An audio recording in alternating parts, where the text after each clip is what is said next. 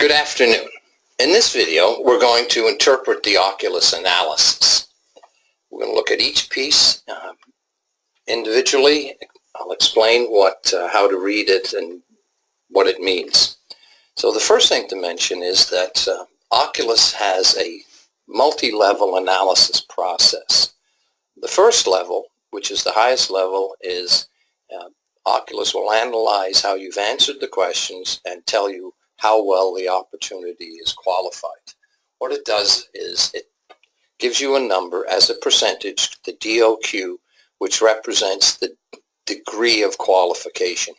Obviously, you want to get that number to 100%. The next level of analysis is the probabilities, both the winning probability that you're going to win it, and we'll introduce a concept called the confidence factor, which is the confidence that you can have in winning the deal if the prospect made a decision today. And the timing probability, which is the probability that the opportunity will close by the close date you've entered into the system. The third level of analysis is the SWOT analysis, which stands for strengths, weaknesses, opportunities, and threats. It is in this section, perhaps the most useful. Occulus will identify the strengths of your sales strategy and where you're potentially at risk or you need to do some work. Once we've done that, we're going to look at a tab called Missing Information. And what this is a list of information that you need to get to improve the degree of qualification of Occulus. We'll then look at action items, which are a number of recommendations that will help you move the opportunity through the sales cycle. And the action items fall into two categories. The first one being action items that build on a strength. If you've got a competitive advantage, you should take advantage of that. You should hammer away at it. And the other one is where there's some risk or some weakness, and Occulus will make recommendations on how you can mitigate those weaknesses. We'll then look at the velocity chart, which is a time-based graph with the winning probability as the vertical axis. We will look at 3 lines, and it really tracks how quickly you're moving the opportunity through the selling cycle to a successful close. And finally, we'll look at what your sales strategy is. And this is an area of the analysis that allows you to enter information about your selling strategy. This is perhaps one of the most effective means to communicate what you're doing to your manager. You can talk about when you last met with the prospect, what was discussed, what your next steps are, and any issues and concerns. We'll also want to reiterate the important point that when you first put an opportunity into Occulus, it's your starting point. And the challenge is to move beyond that starting point to an end point. And here's an example, and we'll look at this in more detail. This opportunity was first entered. You can see that the degree of qualification is extremely low. The confidence you can have in winning the deal is pretty close to 0. This box, the uncertainty box, is very large, and there's a tremendous amount of uncertainty. The idea is to move the opportunity through the sales cycle in a stepwise approach and end up here. So this box shrinks and goes up into this top right-hand corner, which is a little difficult to read. I understand that. And you'll notice that all these bars, the length of the bar has been reduced, and I'll explain what the length means, and they've moved to the top. So without further ado, we'll go right into Occulus, and here I am in my account, and we'll look at an opportunity that we transferred over from the CRM earlier. So we'll look at this one here, and we're going to go, and if you recall, when this was entered, there was a lot of questions that I just didn't have information for. Like, I don't know what the level of support is. I don't know who's driving the project. I don't know how they're going to pick a winner. And so this is a very early stage opportunity. There's a lot of uncertainties. So we would expect the degree of qualification in this particular opportunity to be low. And we'll look at the analysis, and I'll show you how that manifests itself. So here's the analysis for this deal. And you can see that we are at 33 degree of DOQ. So let me point out some of the areas of this analysis page. This section here is just simply the header information, the opportunity ID code, the amount, when it was entered into the system, what the close date is, when it was last updated in terms of the analysis, what we're selling, the product groups, etc., etc. Here, this gauge is the degree of qualification gauge.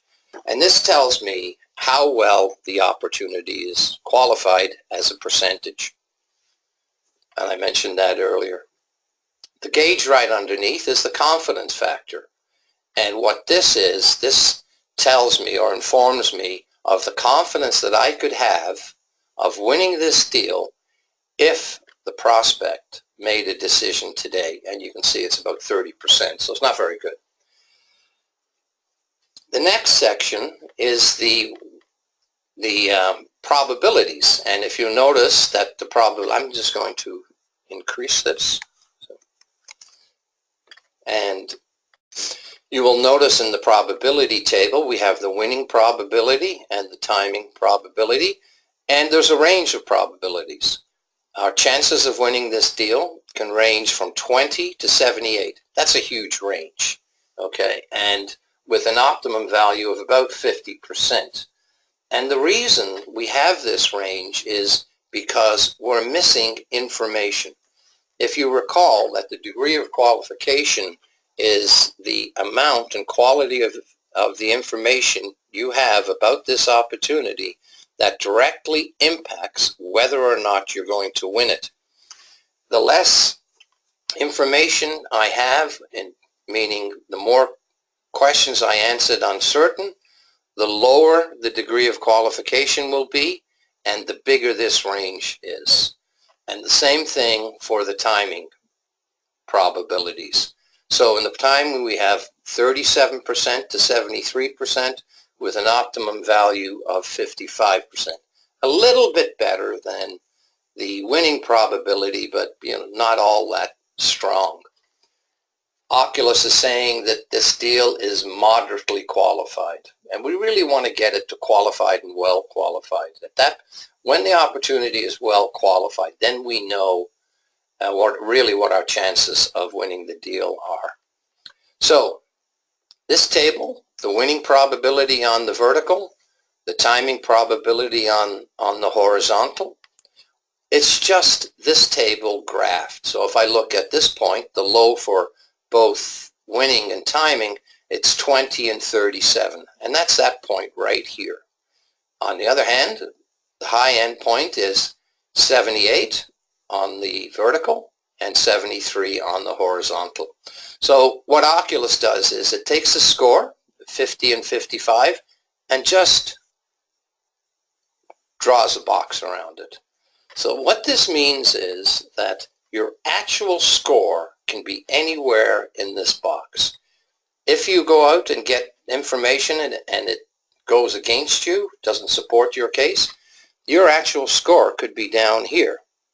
On the other hand, if you go out and remove all those uncertain answers and it all works to your benefit, your actual score could be up here.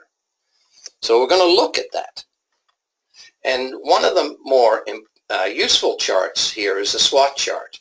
But let me show you before that the detailed SWOT analysis. And I'll go right here. The detailed SWOT analysis is the third level of analysis within Occulus. And what it looks at each aspect of the sale, how well the opportunity is defined, how closely your solution matches the customer's requirement as defined in the opportunity definition. So you can see here that our score is 86, so the opportunity is well defined. But we've got room to improve. We could go up to 91. At the low end, we have 82. So it's not bad. We have an opportunity to move it up. And this red-green bar here is really the same as this. Smaller scale, of course, but it represents the same thing. It's a visual representation of these three numbers. The high is the top of the green, the low is the bottom of the red, and where the red and green touch is the score. So if we look at some of the recommendations and some of the descriptions, we can see that the project is well defined, as mentioned. So one of the things, as a general recommendation, one of the things we want to do is ensure that all the prospect requirements, we've covered them all. The uncertainty range, which is the distance between the bottom and the top, is within acceptable limits, and the low point indicates we're in a strong position, but we can improve. If I look at proposed solution,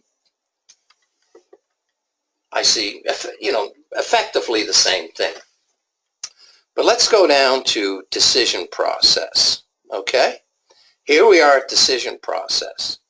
We notice that the gap between the low and the high is very small, which means, as it says here, the uncertainty range is within acceptable limits. However, what we see here is we may know the information, but it's not helping our case, which means we really haven't navigated our way through the decision process. So we're exposed and we're at a threat. Now let's go down to relationship. We'll do relationship here. And we can see that the range goes from 14 to 73 with the score at about 43%. So the score is not very good. There's weaknesses there. In addition to that, our range, our uncertainty range, the amount of information we don't know is very high. So if we look here, it says the uncertainty range, the distance from the bottom to the top, which in this case is around 60%, is unacceptably large. So what Occulus is saying is we have to go in and reduce the amount of uncertainty in this category by identifying the questions that we answered uncertain and getting a definitive answer. Hopefully it's a yes, but it could be a no.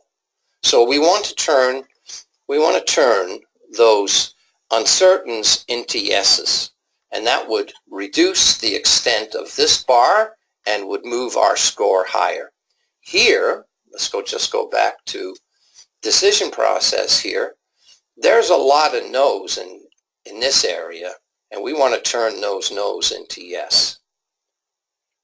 And we have the same for competition, which is we're at risk on this as well. Our position is under threat. We have an opportunity to move it to a much higher level. Again, the uncertainty range is unacceptably large, and the low end of the uncertainty range, which is right here at 18%, really does put us at risk. So this detailed analysis and these bars right here are shown in this chart right here. And the power of this chart is that you can look at this and in a glance know what you have to do. You see that in terms of the opportunity description, it's reasonably well defined, but there's room for improvement. In terms of our solution fit, a little bit of more uncertainty in it, it's not as tight a match. It's only about 75%, so the match isn't as high as we need it. So this aspect of the sale can be considered the technical aspect. You recall in earlier videos, this defines as the opportunity real. It looks like it's real, and I would say it's real, but we need to confirm it. Can we compete? We need to have a solution that can compete. Yes, we do. We need to tighten up some looseness. We need to define, bring added definition to our solution. But yeah, it looks good. This one here is, do I know how this customer buys things like I'm selling? Clearly I don't. So I've got a lot of work to do here. Have I developed relationships with the right people in the decision process? Well, no, and I don't know who they are. So these two, do we know how this customer buys stuff, and have we met the right people? There's a lot of work to do on both of these. In terms of beating the competition, again, I look here, I've got less than 50% chance of beating the competition, and the high end here is about 75. The low end looks to be about 15 or so. I have two things to do. I have to reduce the amount of uncertainty here. I have to identify those questions I answered uncertain and go get the information. But in addition to that, I have to turn the no's into yeses. And the same can be said for the timing. So now let's just take a look at the information I'm missing. And this is shown right here in missing information. And every time I answered a question uncertain, Occulus just set a flag and entered that question. Question 7, how important, what priority is this project? My current answer is uncertain. So, if a project's not important, if it isn't high up on the priority list, it can get delayed. I mean, it can get the funding removed. So I need to know how important this deal is to the customer. So every question that was answered uncertain, and some that were answered just no, these are action items and recommendations for me to go and get. And you can see Occulus just prints them all out. So in terms of what I want to do next is, the first thing I have to do as I start on my sales strategy is really to remove all the uncertainty from this opportunity. And by doing that, the degree of qualification will go up. So let's take a look at action items. And what the action items are is just a list of recommendations on what to do next. Some of these action items will be to mitigate weaknesses. Others will be to build on strengths. Others will be how to turn a negative or no into a yes. And you'll notice this check mark.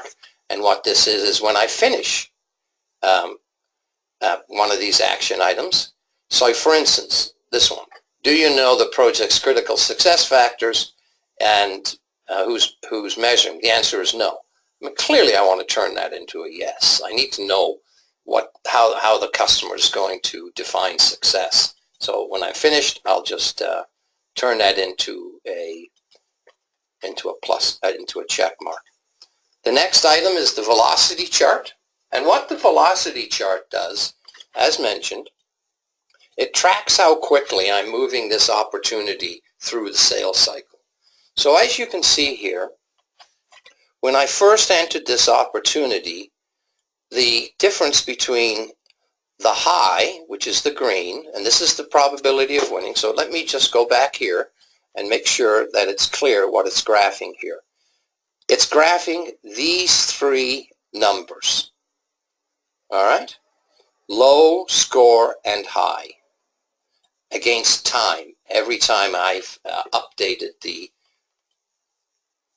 record. So low, score, high. So when I started, the low was, it looks like it's about, 2%. The high was about 85%, and the score was about 48%. Now I'm at 20% on the low, 50% on the score, and it looks to be about 78% on the high.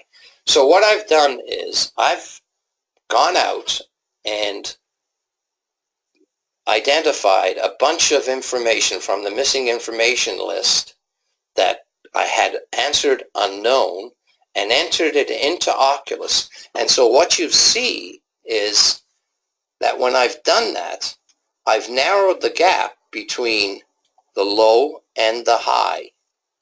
So this used to be 0 and that used to be 85. It's now that, and so 0 and 85 degrees or 85 percentage points gap. You'll notice I've narrowed that gap from 78 to 20. So it's now at 58. And that's what we're trying to do here. We're trying to narrow this gap so that we increase the degree of qualification. In addition to that, we want to move this blue line up this way. And as it tracks, and this curve will do funny things. It will look strange. This is actually the type of graph this is called a step graph. And it's very handy for tracking this. And in other videos, you'll actually see an opportunity tracked through the sales cycle using the velocity chart. The next item I want to talk about is the sales strategy. And in the sales strategy, what I want to do here is really, I want to lay out my sales strategy. This is the area that your sales manager will zero in on. In this case, I met the last meeting with the prospect was on this February 7th. We discussed the following. I didn't put it in here. We've got a couple of issues, and the next meeting on another day. I got 7th here. That's obviously incorrect.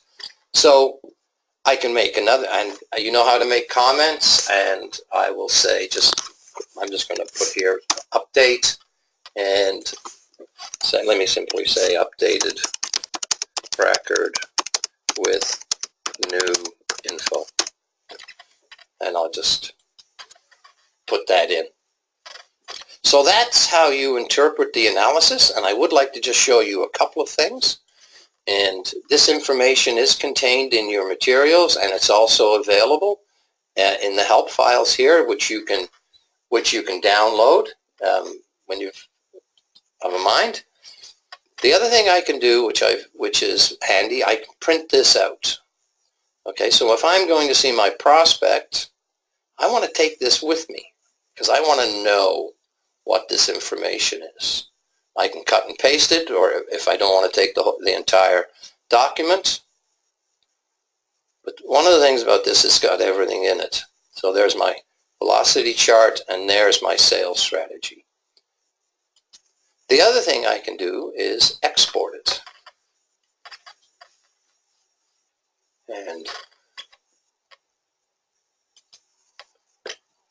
And this is quite handy too. If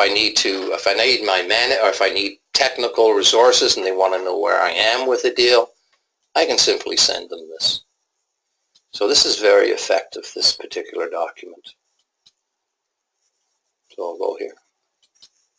So what I'd like to now, I mentioned earlier that when we first enter an opportunity into Occulus, we should expect to see something like this, even worse, if you will, this blue box much larger.